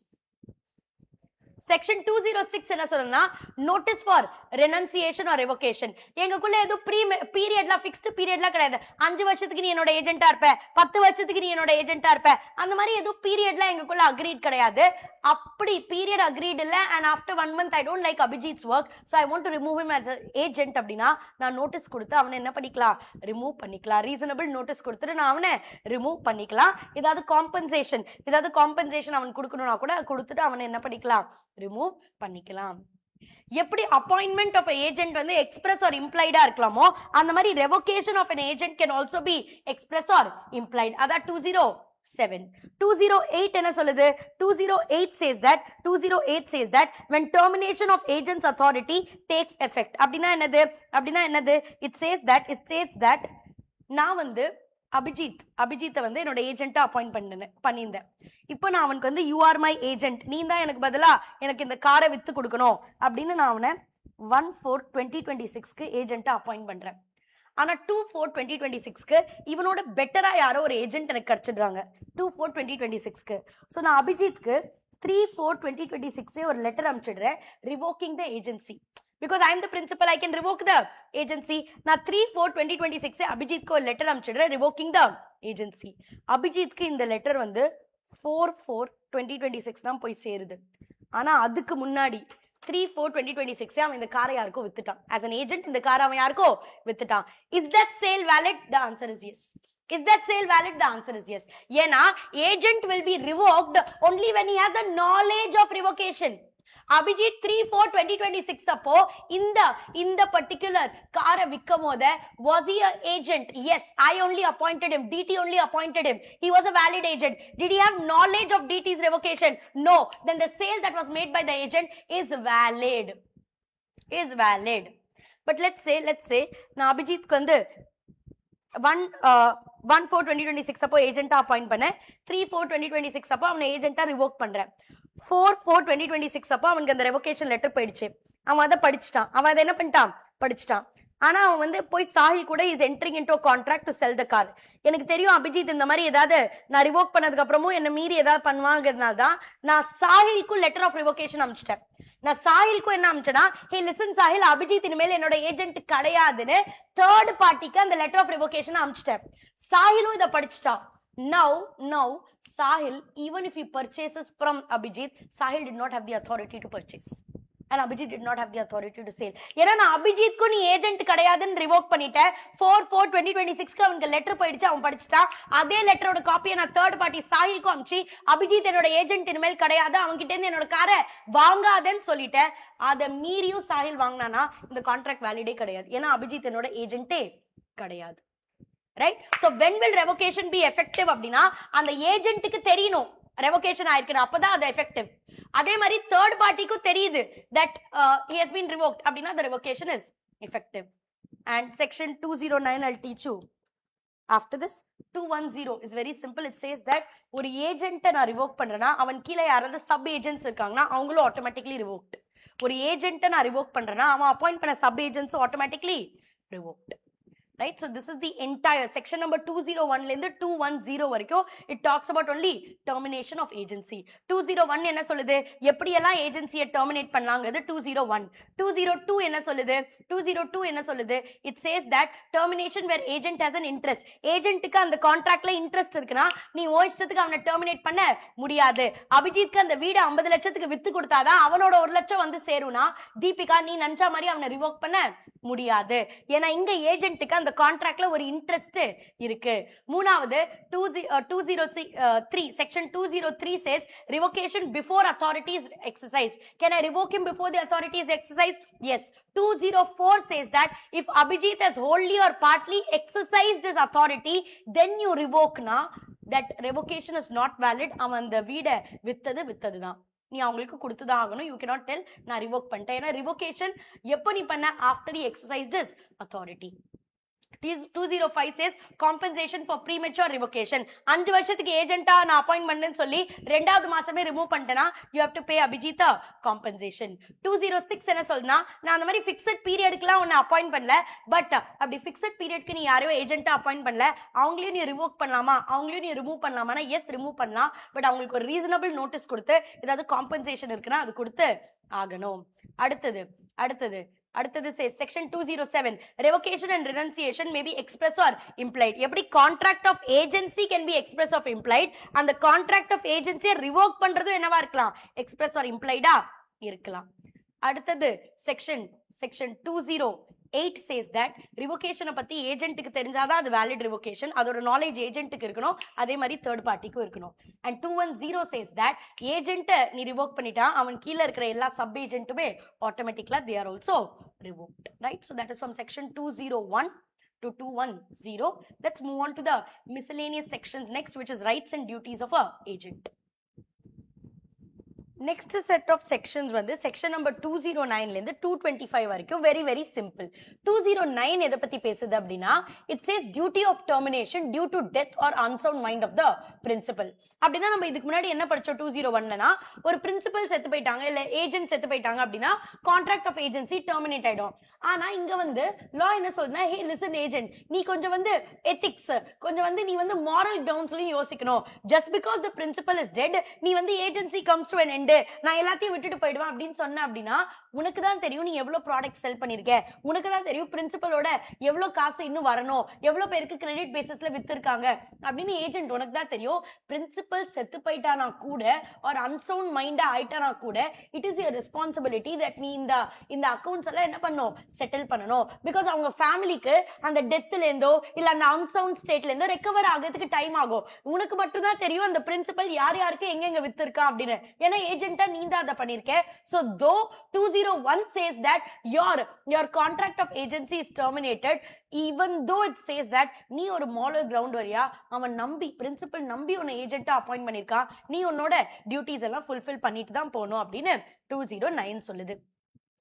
210 என்ன சொல்லுதுன்னா termination of subagents authority. 210 termination of subagents authority நம்ம ஏற்கனவே முடிச்சிட்டோம். ஒரு ஏஜென்ட்டை நான் டெர்மினேட் பண்ணனா அவன் கீழ இருக்கிற எல்லா சப் ஏஜென்ட்ஸுமே ஆட்டோமேட்டிக்கா டெர்மினேட் ஆயிடுவாங்க. அதுக்கு அடுத்தது வந்து 211 okay, which says to conduct business according to the principal's direction. அப்படின்னா ஒரு ஏஜென்ட் எப்படி நடந்துக்கணும், பிரின்சிபல் என்னெல்லாம் சொன்னாரோ, எப்படி எல்லாம் பிசினஸ் பண்ணணும்னு பிரின்சிபல் சொன்னாரோ அதுபடிதான் ஒரு ஏஜென்ட் நடந்துக்கணும். அப்படி பிரின்சிபல் எதுவுமே சொல்லனா கூட அவங்க பிசினஸ் எப்படி பண்ணுவாங்கன்னு உனக்கு தெரியும்ல. ஃபார் எக்ஸாம்பிள் என்னோட பிசினஸ்ல நான் என்னைக்குமே கிரெடிட் சேல்ஸ் பண்ணவே மாட்டேன், கேஷ் சேல்ஸ் மட்டும் தான் பண்ணுவேன். இப்போ நான் ஒரு ஏஜென்ட்டை ஒன்னு அப்பாயிண்ட் பண்றேன் அப்படின்னா அவன் என்னோட பிசினஸ் ரொம்ப நாளா பார்த்திருக்கான், அவன் கிளியரா தெரியும் நான் வந்து கேஷ் சேல்ஸ் தான் பண்ணுவேன், கிரெடிட் சேல்ஸ் பண்ணவே மாட்டேன் அப்படின்னா அந்த பர்டிகுலர் ஏஜென்ட்டோ கிரெடிட் சேல்ஸ் பண்ண கூடாது. இப்போ அவன் he cannot tell that எனக்கு வந்து பிரின்சிபல் இதை ஸ்பெசிஃபிக்கா சொல்லவே இல்லை, அவர் இதை சொல்லனா கூட அவரோட பிசினஸோட கஸ்டம் படி எப்பவுமே எப்படிதான் செல் பண்ணுவாங்க, எப்பவுமே அவங்க கேஷ் பேசிஸ்ல தான் செல் பண்ணுவாங்க. அப்போ ஒரு ஏஜென்ட்டா நீனும் அப்படிதான் செல் பண்ணும். ஒன்னு அந்த பிரின்சிபல் உனக்கு எக்ஸ்பிரஸா சில டைரக்ஷன் சில இன்ஸ்ட்ரக்ஷன்ஸ் கொடுத்திருப்பாரு, அதுபடிதான் நீ as ஏஜென்ட்டா நடந்துக்கணும். ரெண்டாவது அவர் இன்ஸ்ட்ரக்ஷன் கொடுக்கலனா கூட அவரோட பிசினஸோட கஸ்டம்ஸ் எப்படி நடக்குதோ அதுபடிதான் நீனும் as an agent ஒர்க் பண்ணுங்கறத 211 is saying. 212 என்ன சொல்லுதுன்னா to work with reasonable diligence, care and skill. Just because you are agent, அந்த பொருள் ஒந்தில்ல, அந்த சாமான் ஒந்தில்லங்கிறதுனால நீ ஒரு ஏஜென்ட் தான் அதுங்கிறதுனால you cannot act negligently. அப்படின்னா ஃபார் எக்ஸாம்பிள் இப்போ உன்னோட பொருள் இருக்குன்னு வச்சுக்கோ, நீ யாருக்கும் கிரெடிட் பேசிஸ்ல விற்கிற, நீ அவங்களோட பேக்ரவுண்ட் செக் பண்ண மாட்டேன், இவங்களால ரீபே பண்ண முடியுமா, இவங்களை பத்தி நம்மளுக்கு தெரியுமா, இவங்களுக்கு மார்க்கெட்ல ரெப்புடேஷன் இருக்கா அப்படின்னு பார்த்துட்டு தானே கிரெடிட் பேசிஸ்ல கொடுப்ப. அப்போ நீ ஒரு ஏஜென்ட்டா வேலை செய்யும் போது நீ அப்படிதான் பண்ணும். ஜஸ்ட் பிகாஸ் somebody came எனக்கு கிரெடிட் பேஸ்ல கொடுங்க எடுத்துக்கோங்க அப்படின்லாம் சொல்ல முடியாது. இதே ஓம் பொருளா இருந்தா நீ எப்படி வித்திருப்ப, எல்லாமே பார்த்துட்டு தானே வித்திருப்ப. அதேதான் நீ இங்கேயும் பண்ணணும், அதேதான் நீ எங்கேயோ பண்ணணும். அடுத்தது வந்து 213 which is to render proper accounts to the principal. ஒரு ஏஜென்ட்டா பிரின்சிபல் நம்பி உனக்கு எல்லாமே கொடுத்திருக்கான், நீ அவனுக்கு ப்ராப்பர் அக்கவுண்ட்ஸை மெயின்டைன் பண்ணி பிரின்சிபல் கேட்கும் போது அந்த அக்கவுண்ட்ஸை அந்த புக்ஸை ரெண்டர் பண்ணும். 214 என்ன சொல்லுதுன்னா to communicate with principal in case of difficulty. as a agent உனக்கு ஏதோ ஒரு பிரச்சனை வருது அப்படின்னா நீ அதை இமீடியட்டா யார்கிட்ட கம்யூனிகேட் பண்ணும், பிரின்சிபல் கிட்ட நீ கம்யூனிகேட் பண்ணும். அடுத்தது 215 not to deal on own account. அப்படின்னா கம்பெனியோட யார்கிட்டயும் செல் பண்ணி அந்த காசை வாங்கி உன்னோட பர்சனல் அக்கவுண்ட்லாம் போடக்கூடாது, போடக்கூடாது. you should not deal on your own account. ஒரு ஏஜென்ட்டா நீ கம்பெனி அக்கவுண்ட்ல தான் போடணும், கம்பெனிக்காக தான் வேலை செய்யணுமே தவிர உனக்காக யோசிக்காத, உன் அக்கவுண்ட்ல எடுத்து அந்த காசை போட்றாத. 216 not to make secret profit. 216 அப்படின்னா என்னது, not to make secret profit. நீ உன்னோட ஒரு பிரின்சிபல் உன்னை ஏஜென்ட்டா அப்பாயிண்ட் பண்ணிருக்காரு, அந்த பிரின்சிபல் என்ன சொன்னானா இந்த பிளாட்டை எனக்கு வித்து கொடு, நீ அந்த டெனன்ட் கிட்ட என்ன சொல்ற அப்படின்னா நீ வந்து 35 லட்சம் எனக்கு பே பண்ணு, ஆக்சுவலி அது அந்த பிளாட்டை அவர் நான் 50 லட்சத்துல விற்க சொன்னாரு, நான் அவரை எப்படியோ கன்வின்ஸ் பண்ணி இந்த பிளாட்லாம் 50 லட்சத்துக்கு போகாது பிரின்சிபல் 35 லட்சத்துக்கு தான் போகும், இது பக்கத்துல கிரிமட்டோரி இருக்கு அதனால போகாது அப்படின்னு சொல்லி எப்படியாச்சும் 35 லட்சத்துக்கு கன்வின்ஸ் பண்ணிடுறேன். அவர்கிட்ட நான் என்ன சொல்வேன்னா 30 லட்சத்துக்கு மட்டும் தான் கஸ்டமர்ஸ் வாங்க தயாரா இருக்காங்க, நான் அவர்கிட்ட சொல்லி கன்வின்ஸ் பண்ணிடுறேன். ஆனா நீ எனக்கு 35 லட்சம் கொடுக்கணும். அப்போ 30 நான் பிரின்சிபலுக்கு கொடுத்துடுவேன், அந்த 5 லட்சத்தை நானே வாங்கி வச்சுப்பேன். You tell me here the agent is making a personal profit. அந்த 5 லட்ச ரூபாய் அந்த ஏஜென்ட் அவன் பாக்கெட்ல போடுறால, that is a personal profit. As an agent you are not supposed to make any secret or personal profit. இங்க நீ அந்த customer கிட்ட என்ன சொல்றனா, நீ எனக்கு 30 லட்ச ரூபாய் கொடு, நீ எனக்கு 35 லட்ச ரூபாய் கொடு, ஆக்சுவலி இந்த வீடோட விலை வந்து 50 லட்சம் தான், நான் எப்படியாச்சும் பிரின்சிபல் கிட்ட என்ன சொல்லிடுறேன்னா இந்த வீடை 30 லட்சத்துக்கு மேல யாரும் வாங்க மாட்டாங்கன்னு சொல்லி அவரை கன்வின்ஸ் பண்ணிடுறேன். நீ ஆனா எனக்கு 35 கொடுக்கணும், அதுல 30 நான் பிரின்சிபலுக்கு கொடுத்துட்டு 5 நான் வச்சுப்பேன் அப்படின்னு நீ சொல்ற. கஸ்டமர் கண்டிப்பா ஒத்துப்பா. ஏன்னா 50 லட்சம் ரூபாய் வீட 35க்கு கொடுக்குறேன்னா கஸ்டமர் ஒத்துப்பான். அவன் என்ன சொல்வான், பரவாயில்ல நீங்க அதை எப்படி வேணாலும் பிரிச்சுக்கோங்கப்பா, 50 lakhs வீடு எனக்கு 35 lakhsக்கு கிடைக்குதா, I am more then happy அப்படின்னு யார் நினைப்பா அப்படின்னு அந்த கஸ்டமர் நினைப்பா.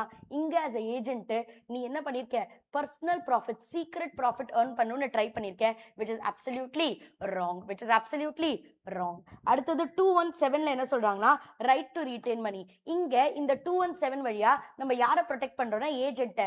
நம்ம ஏஜென்ட் கிட்ட என்ன சொல்றோம்னா, ஹே லிசன் ஏஜென்ட், ஆக்சுவலி நீ செய்யற வேலைக்கு பிரின்சிபல் உனக்கு ஒரு ஏஜென்சி கமிஷன் கொடுக்கணும். ஆனா அவர் உனக்கு கொடுக்க வேண்டிய ரெமுனரேஷனை கொடுக்கலன்னா நீ கஸ்டமர் கிட்ட இருந்து வாங்கினால ஒரு காசை அதை நீ உன்கிட்டே வச்சுக்கோ. அவர் உனக்கு ரெமுனரேஷன் கொடுக்குற வரைக்கும் you have the right to retain the money. அதுதான் 217. அதுதான் 217. 218 என்ன சொல்றா, agents duty to pay the sum received. agents duty to pay the sum received. 217 என்ன சொல்லிச்சுனா, hey listen agent, உனக்கு கிடைக்க வேண்டிய ரெமுனரேஷன் உனக்கு கிடைக்கலன்னு வெச்சுக்கோ, நீ என்ன பண்ணு, பிரின்சிபலுக்கு கஸ்டமர் ஒரு காசு கொடுத்தால அத பிரின்சிபல் கிட்ட கொடுக்காம நீனே வெச்சுக்கலாம், உனக்கு ரைட் டு ரீடைன் தி மணி இருக்கு. 218ல என்ன சொல்றாங்க அப்படினா, hey listen agent, in case principal உனக்கு சப்சிக்வென்ட்டா பேமெண்ட் பண்ணிட்டானா அவனோட காசை நீ அவனுக்கு திருப்பி கொடுக்கணும். உன்னோட ரெமுனரேஷனை கொடுத்துட்டான் அப்படினா அவங்களோட காசை நீ அவங்களுக்கு திருப்பி கொடுத்துடணும். அதான் 218. 219 என்னன்னா, when the agent's remuneration becomes due. when the agent's remuneration becomes due அப்படினா என்னதுன்னா, ஒரு ஏஜென்ட்டுக்கு நம்ம என்ன சொன்னோம்னா, நீ இந்த வீட வித்து கொடு, அதுக்கு அப்புறம் தான் உனக்கு ஏஜென்சி கமிஷன் கொடுப்பேன் அப்படின்னா, வீட ஃபர்ஸ்ட் ஒரு கஸ்டமரை கண்டுபிடிக்கணும், அவனை இந்த வீட வாங்குறதுக்கு கன்வின்ஸ் பண்ணணும், இந்த வீட அவனுக்கு விற்கணும், கஸ்டமர் காசு கொடுக்கணும், அதுக்கப்புறம் தான் ஏஜென்ட்டுக்கு என்ன கிடைக்கும், கமிஷன் கிடைக்கும். நவ் இந்த எல்லா ப்ராசஸும் முடிஞ்சாதான் ஏஜென்ட்டுக்கு என்ன கிடைக்கும், கமிஷன் கிடைக்கும். பட் ஏஜென்ட் வீடை வித்துட்டு வந்த காசை he can retain and say, hey principal, நீங்க எனக்கு என்னோட ஏஜென்சி கமிஷன் கொடுங்க, நான் இந்த காசை டிரான்ஸ்ஃபர் பண்றேன். நீங்க எனக்கு என்னோட ஏஜென்சி கமிஷன் கொடுங்க, நான் இந்த காசை உங்களுக்கு டிரான்ஸ்ஃபர் பண்றேன் அப்படின்னு சொல்லலாமா அப்படின்னா the answer is yes, சொல்லலாம். அதான் 219. அடுத்தது 220, which is no remuneration for misconduct. no remuneration for misconduct அப்படின்னா நான் என்ன சொன்னேன் அப்படின்னா, இந்த கூட்ஸை வித்து ஒரு 20 லட்சம் ரூபாய் வரும்ல ஏஜென்ட், இந்த 20 லட்சம் ரூபாவை நீ என்ன பண்ணு, எங்கேயாவது போட்டு ரிட்டர்ன் சம்பாரி, சும்மா பேங்க்ல போட்டுறாத, எங்கேயாவது போட்டு ரிட்டர்ன்ஸை சம்பாரின்னு சொன்னேன். ஏஜென்ட்டா நீ என்ன பண்ண அப்படின்னா, 10 லட்சம் ரூபாய் 20 லட்சம் ரூபாய் வந்ததுல அதை 10 லட்சம் ரூபாவை மியூச்சுவல் ஃபண்ட்ஸ்ல போட்டேன், மீதி 10 லட்சம் ரூபாவை வேற யாரோ ஒருத்தர் என்கிட்ட இந்த 10 லட்சம் ரூபாய் கொடுங்க, நான் 3 நாள்ல உங்களுக்கு இதை 10 லட்சத்தை 30 லட்சம் ஆக்கி கொடுக்குறேன் அப்படின்னு யாரோ சொன்னாலும் அவங்க கிட்ட தூக்கி இன்னொரு 10 லட்சத்தை கொடுத்துட்டேன். ஆப்வியஸ்லி 3 நாள்ல 10 லட்சத்தை 30 லட்சம்லாம் ஆக்க முடியாது. he has made you a fool. now இப்போ இங்க ஏஜென்ட் பண்ண மிஸ்கண்டக்ட்டுக்கு அவனுக்கு எந்த ரெமுனரேஷனுமே கிடைக்காது. ஏஜென்ட் பண்ண மிஸ்கண்டக்ட்டுக்கு அவனுக்கு எந்த ரெமுனரேஷனுமே கிடைக்காது. அடுத்தது 221, ஏஜென்ட்ஸ் ரைட் ஆஃப் லீன். இதுக்கு முன்னாடி நம்ம என்ன படிச்சோம்னா, ஏஜென்ட்டுக்கு ரெமுனரேஷன் கிடைக்கல அப்படின்னா பிரின்சிபலுக்கு கொடுக்க வேண்டிய காசை ஏஜென்ட் என்ன பண்ணிக்கலாம், right to retain the money இருக்கலாம். ரைட் டு ரீடைன் த மணியும் ஏஜென்ட் கிட்ட இருக்கு.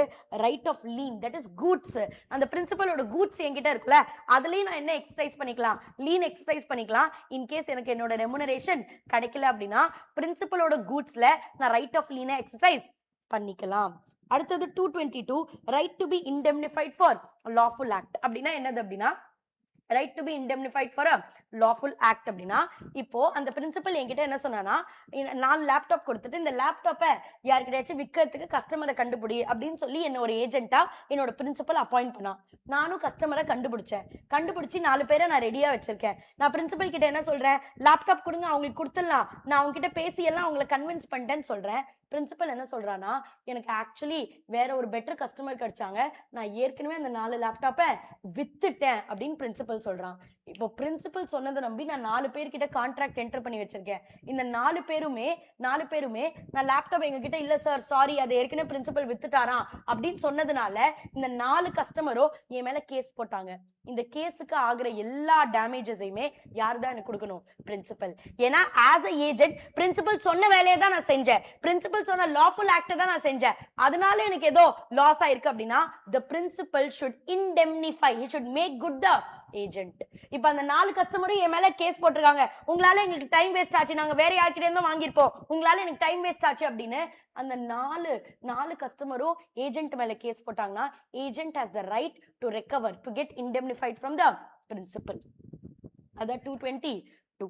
223 அப்படின்னா அப்படி என்னதுன்னா right to be indemnified for acts done in good faith. Right to be indemnified for acts done in good faith அப்படின்னா என்னதுன்னா இப்போ வந்து அந்த பிரின்சிபல் வந்து என்கிட்ட யார்கிட்ட இருந்தோ திருடின கூட்ஸை என்கிட்ட கொடுத்து இந்த 4 லேப்டாப்பை நீ வித்துடு அப்படின்னு சொன்னா அந்த லேப்டாப் அந்த 4 லேப்டாப் யார்கிட்ட இருந்தோ திருடுனது அதை அந்த பிரின்சிபல் என்கிட்ட கொடுத்து யாருக்கோ வித்துடுன்னு சொல்லிட்டான். நானும் ஒரு 4 கஸ்டமரை கண்டுபிடிச்சு அதை வித்துட்டேன். இப்போ யாரு அந்த லேப்டாப்போ யாருக்கிட்ட இருந்து பிரின்சிபல் தேடினானோ அவன் என்னை கண்டுபிடிச்சு என்ன அடிக்கிறான். இப்போ can I get compensation from the principal? Yes. ஏன்னா பிரின்சிபல் சொன்னதுதான் as ஏஜென்ட் நான் செஞ்சேன். அதனால தேர்ட் பார்ட்டிக்கு ஏதோ லாஸ் ஆயிருக்கு. ஏன்னா தேர்ட் பார்ட்டியோட லேப்டாப்பை தானே பிரின்சிபல் தேடுனா தேர்ட் பார்ட்டி என் மேல வந்து கேஸ் போடுறாங்க or எனக்கு அகேன்ஸ்டா ஏதோ பண்றாங்கன்னா I have the right to be indemnified from the principal. That is 223. 224 is no indemnification for criminal act. அப்படின்னா பிரின்சிபல் என்கிட்ட என்ன சொல்றான் அப்படின்னா நம்ம வந்து என்ன பண்ணோம் ஒரு ஆளை சென்னையில காலி பண்ணோம். நம்ம ஒரு ஆளை சென்னையில காலி பண்ணோம். அதுக்கு அவன் எனக்கு காசு கொடுத்து ஒரு ஆளை சென்னையில காலி பண்ண சொல்றான். நீனே சொல்லு what we are doing is a criminal activity. இப்ப அந்த ஆளை காலி பண்ணும் போது அவன் லைட்டா தப்பிச்சு ஓடி போயிட்டான். அவன் என் மேல கேஸ் போடுறான். Can I tell principal should indemnify? No, here between principal and agent, the contract to kill somebody was a criminal act. You cannot ask for indemnification. And the யாரை நான் கொல்ல போனேன்னா அவன் என் மேல case போட்டால I cannot tell that principal you have to indemnify me. No, if it is a criminal activity there is no indemnification available to the agent. And 225, the last section in rights and duties of a agent is right to compensation for injury caused by neglect of the principal. அப்படின்னா ஒரு principal என்ன appoint பண்ண as an agent. அவன் வந்து என்கிட்ட என்ன சொன்னா இந்த வீடுல பெயிண்ட் அடிச்சு கொடுக்கணும். நானும் லெட்ஸ் சே பெயிண்ட் அடிச்சு கொடுக்கறதுக்கு ரெடி ஆயிட்டேன். நான் பெயிண்ட் அடிச்சுட்டே இருக்கேன். அவன் வந்து அந்த பெயிண்ட் அடிக்கிறதுக்கு வந்து தே வில் கீப் லைக் எலிவேஷனும் அதுல ஏறி தானே மேலெல்லாம் பெயிண்ட் அடிக்கணும். அந்த எலிவேஷன் அந்த பிரின்சிபல் வந்து ஒழுங்காவே என்ன பண்ணல டைட் பண்ணல. நான் மேல 20th floorல பெயிண்ட் அடிச்சிட்டு இருக்கேன். அந்த எலிவேஷன் பிரிஞ்சிச்சு. நான் மேல இருந்து அப்படியே தொபக்கடின்னு கீழே விழுந்துட்டேன்.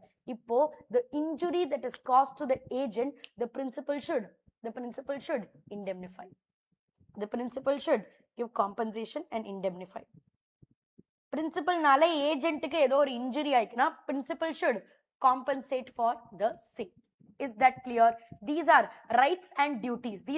Rights and duties starts from section number 209 and it goes up till section 225, right? So after this is the last bunch of agency which is 226 to 237. Adoda agency முடிஞ்சிச்சு. So let's quickly complete that as well. So now let's move on to the last section 226 ல இருந்து 238 வரைக்கும். 226 என்ன சொல்லுதுன்னா contract with agent is equal to contract with principal. இப்போ நான் agent கிட்ட ஏதோ ஒரு டேர்ம்ஸ் நான் ஒரு அவுட் சைடர்னு வச்சுக்கோ. நான் ஏஜென்ட் கிட்ட ஏதோ ஒரு டேர்ம்ஸ் அண்ட் கண்டிஷன் சொல்லியிருக்கேன். ஏஜென்ட்டோட ஏதோ ஒரு கான்ட்ராக்ட்ல என்டர் பண்ணனா that's equal to entering into a contract with the principal. Contract with agent is equal to contract with the principal. அதுதான் 226. 227 என்ன சொல்லுதுன்னா when agent exceeds his authority and the contract is separable. அப்படின்னா நான் agent let's say நான் தான் principal.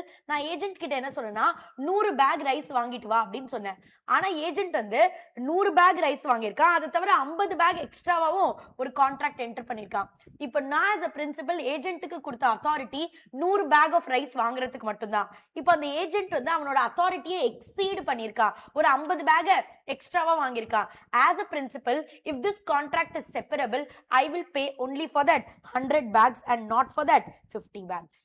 That is when agent exceeds his authority and the contract is separable அப்படினா நான் அந்த 100 bagsக்கு எதுக்கு நான் as a principal அவனுக்கு authority கொடுத்தேனோ அதுக்கு மட்டும் தான் நான் பே பண்ணுவேனே தவிர அந்த 50 bagsக்கு நான் பே பண்ண மாட்டேன்.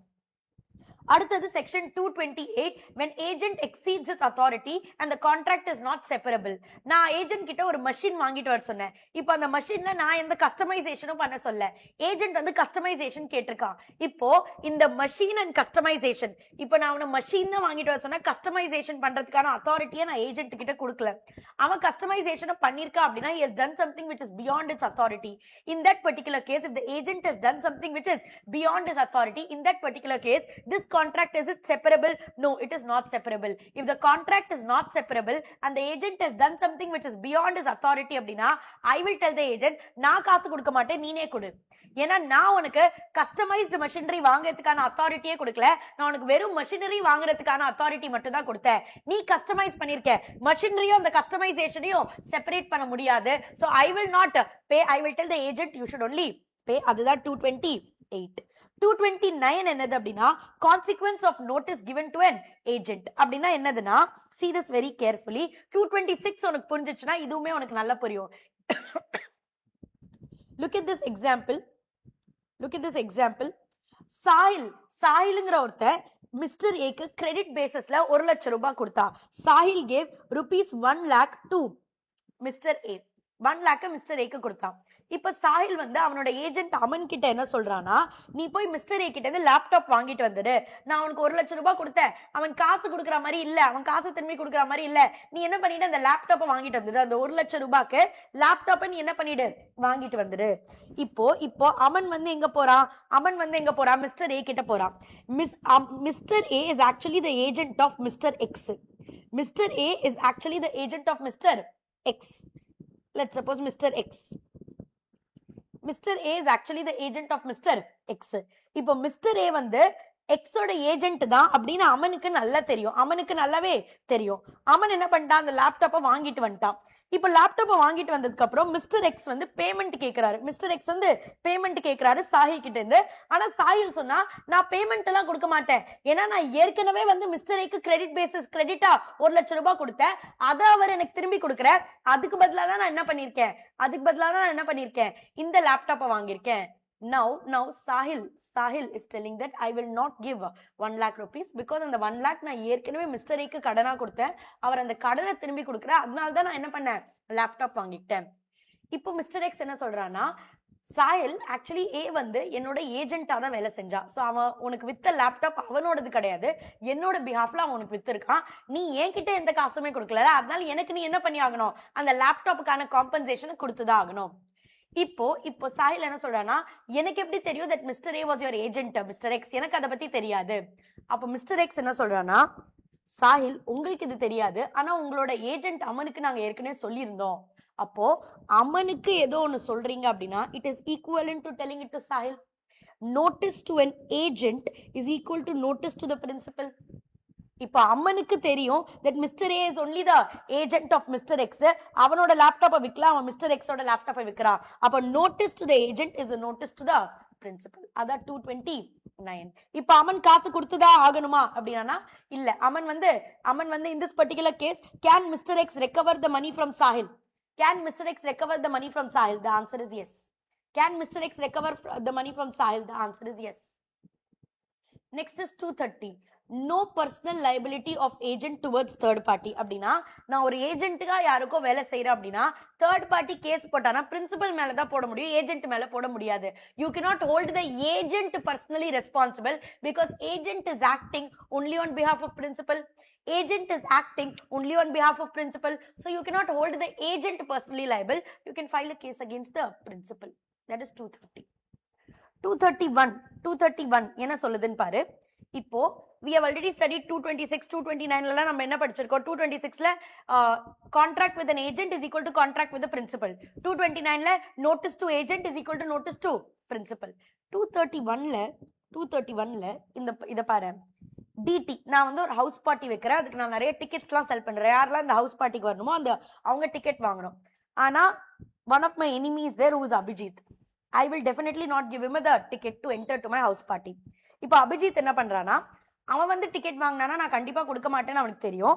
So he is appointing Shriram. He is appointing Shriram, his agent, who is coming and buying the ticket from DT. Now DT did not even know that Shriram is the agent of Abhijit. DT did not even know that Shriram is the agent of Abhijit. டிடிக்கு ஸ்ரீராம் அபிஜித்தோட agent தெரிஞ்சிருந்தா DD என்ன பண்ணிருக்க மாட்டா, ஸ்ரீராம்க்கு டிக்கெட்டே கொடுத்திருக்க மாட்டா. ஆனா எனக்கு தெரியாது that Shriram is the agent of Abhijit. Sriram வந்து டிக்கெட் கேட்டா நான் டிக்கெட் கொடுத்துட்டேன். Now the question is on the day of the house party Abhijit is going. He has the ticket, he wants entry, but I told Abhijit உனக்கு entry கிடைக்காது. Abhijit is telling என்கிட்ட ticket இருக்கு, என்னோட agent வாங்குனா. We are telling no. அந்த agent உன்னோட ஏஜென்ட்னு எனக்கு தெரிஞ்சிருந்து ஸ்ரீராம் உனக்கு பதிலா வந்து வாங்குறான்னு எனக்கு தெரிஞ்சிருந்தா நான் ஸ்ரீராம்கே கொடுத்துருக்க மாட்டேன். I did not know that Shriram was acting as your agent. Your the principal is not disclosed. எனக்கு ஸ்ரீராம் அபிஜித்தோட ஏஜென்ட்னு தெரியாது. The principal is not disclosed அப்படின்னா I can prevent Abhijit from entering that particular house party. I can tell that Sriram உன்னோட ஏஜென்ட்னு எனக்கு தெரிஞ்சிருந்தா நான் ஏஜென்ட்டோட contract பண்ணிருக்கவே மாட்டேன். அதான் section number 231. Section number 232 performance of contract with undisclosed agent. undisclosed agent. இப்போ இந்த கேஸ்ல Sahil had given a loan to Mr. A. Sahil had given a loan to Mr. A. Aman is Sahil's agent. He is going and purchasing a laptop from Mr. A. Amanukum தெரியாது சாஹில்க்கும் தெரியாது that Mr. A is the agent of Mr. X. அவன் ஒரு ஏஜென்ட்டா தான் இந்த லேப்டாப்பை விற்கிறான்னு தெரியாது. நான் லேப்டாப்பை வாங்கிட்டு வந்துட்டேன். நான் அவன் கடன் கொடுத்தா அதுக்கு பதிலாக நான் லேப்டாப்பை வாங்கிட்டு வந்துட்டேன். மிஸ்டர் எக்ஸ் வந்து என்ன பண்றான்? மிஸ்டர் எக்ஸ் வந்து என்கிட்ட சாஹில் கிட்ட காசு கேட்கிறான். சாஹில் இஸ் டெல்லிங் நீங்க யாரு? இஸ் டெல்லிங் நான் தான் வந்து அந்த லேப்டாப்போட ஓனர், நான் தான் பிரின்சிபல். மிஸ்டர் ஏ வந்து என்னோட பிஹாஃப்ல ஏஜென்ட்டா தான் வித்தான். நான் சாஹில் வில் டெல் எனக்கு நீங்க பிரின்சிபல்னே தெரியாது, மிஸ்டர் ஏ உங்களோட ஏஜென்ட்னே எனக்கு தெரியாது. If they are not agent, if I did not even have a knowledge that mister A was your agent, I will not make the payment. ஏன்னா சாஹில் கிரெடிட் கொடுத்தான் to mister A 1 lakh rupees. அந்த 1 lakh rupeesக்கு தான் அவன் என்ன வாங்கிட்டு வந்தான்? Laptop வாங்கிட்டு வந்தான். Mister A is acting as a agent of mister எக்ஸ்னு சாஹிலுக்கும் தெரியாது, சாஹிலோட ஏஜென்ட் அமனுக்கும் தெரியாது. அப்போ இவங்க என்டர் பண்ண கான்ட்ராக்ட் வேலிட் தான். You cannot demand the amount. அடுத்தது 233 which is right of a person dealing with a personally liable agent. Right of a person dealing with a personally liable agent. அப்படின்னா where the agent is personally liable on the contract, the person dealing with him may hold the agent, principal or both of them responsible. அப்படின்னா என்னது நீங்க பாரு. A appoints Mr. B as his agent. A யார appoint பண்றா? B as the agent. But B becomes personally liable under the contract. B is becoming personally liable. In this case, C can file a case against A, B or both. A, B or both. Right of the person dealing personally liable to an agent. Dealing with personally liable to an agent. அடுத்தது 234 consequence of inducing belief of exclusive liability. அப்படின்னா என்னது அப்படின்னா 234 and 235 236லாம் நான் உனக்கு ஒண்ணா நடத்துறேன். First I'll teach you 235 and 236. 235ல என்ன சொல்றாங்கன்னா liability of a pretended agent. அப்படின்னா இப்போ ஆக்சுவலி நான் இந்த பையனை லெட்ஸ் சே நான் அமனை என்னோட ஏஜென்ட்டாலாம் அப்பாயிண்ட் பண்ணல. அமன் போய் எல்லார்கிட்டையும் என்ன சொல்றான்? நான் தீபிகாவோட ஏஜென்ட் அப்படின்னு அமன் சொல்றான். அமன் சொல்லி ஏதோ கான்ட்ராக்டை தேர்ட் பார்ட்டியோட என்டர் பண்ணிட்டா அப்படின்னா யூ டெல் மீ அந்த கான்ட்ராக்ட்க்கு will I be responsible? No, because see a person who falsely authorizes himself as an agent. நான் அவனை என்னோட ஏஜென்ட்டா அப்பாயிண்ட் பண்ணல, அவனே என்ன சொல்லிருக்கான்? நான் தீபிகாவோட ஏஜென்ட்னு சொல்லிட்டு he induces the other person to enter into a contract and to give him some amount. And let's say the third party has suffered the loss. Who will repay? Any loss that is suffered should be repaid by that particular person who is pretending to be an agent. The principal will not ratify for his act. நான் அவனை என்னோட ஏஜென்ட்டாவே appoint பண்ணல, அவன் போய் எல்லார்கிட்டையும் நான் தீபிகாவோட ஏஜென்ட்னு சொல்றான் அப்படின்னா அந்த தேர்ட் பார்ட்டிக்கு ஏதோ லாஸ் ஆச்சுன்னா அந்த ஏஜென்ட் தான் என்ன பண்ணும்? காம்பன்சேட் பண்ணும். நான் பண்ண மாட்டேன். because he is not an agent who I appointed. He is a pretended agent. Next is 236 the person falsely contracting as an agent. Let's say Aman is falsely telling everybody நான் தீபிகாவோட agent அப்படின்னு சொல்றான். Okay, now I am Deepika's agent அப்படின்னு அமன் சொல்றான். Now Aman is calling the third party and telling நீங்க ஏன் எனக்கு இன்னும் காசு கொடுக்கல? நான் தீபிகா கிட்ட சொல்லிட்டு அவங்க உங்களுக்கு கூட்ஸ் கொடுத்துடுவாங்க, நீங்க ஏன் எனக்கு இன்னும் காசு கொடுக்கல அப்படின்னு the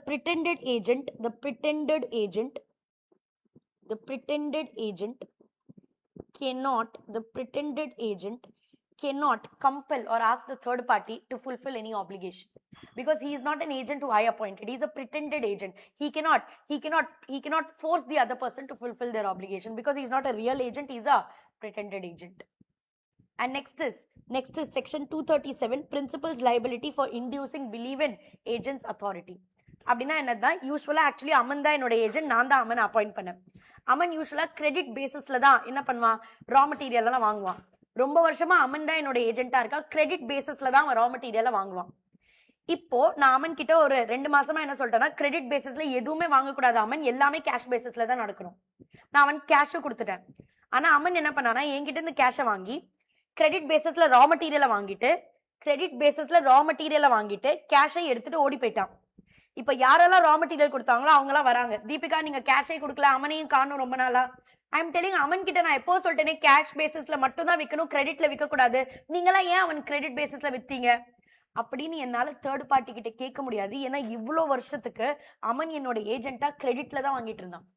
இப்போ 2 மாசமா தானே நான் அவன் கிட்ட நீ கிரெடிட்ல வாங்க கூடாது கேஷ்ல தான் வாங்கணும்னு சொல்றேன். அது எப்படி தேர்ட் பார்ட்டிக்கு தெரியும்? தேர்ட் பார்ட்டிக்கு தெரியும். அவங்க தெரியாம கொடுத்துட்டாங்க அப்படின்னா as a principal I should repay.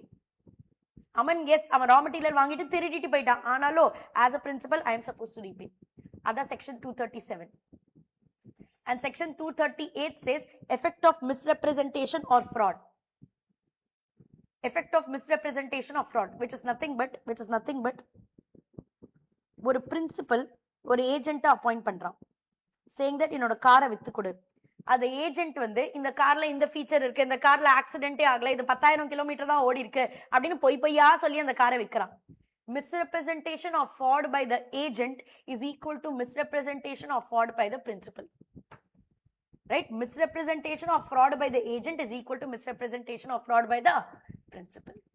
This is your entire section of agency starting from around 182 length we started and we came up till 238. This is your entire provision relating to agency.